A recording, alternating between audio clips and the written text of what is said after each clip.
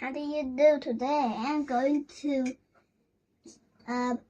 explain math of primary 1. Let's start. What is n?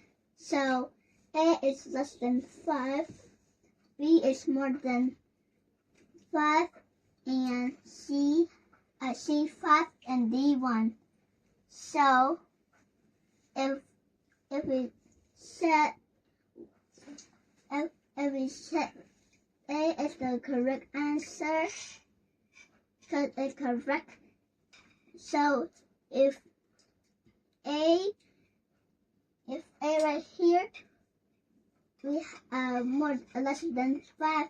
So less than 5 is 4. So 4 plus 1 equal to 5. So it's the correct answer. And B is more than 5. So more than 5, like example 6 plus 7, 6 plus 1 equal to 7. So that's not the correct answer. So 5,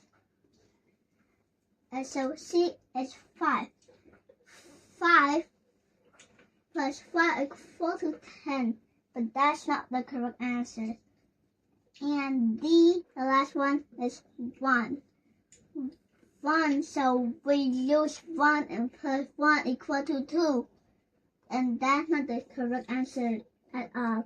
Thank you for listening to my explaining about math of primary 1.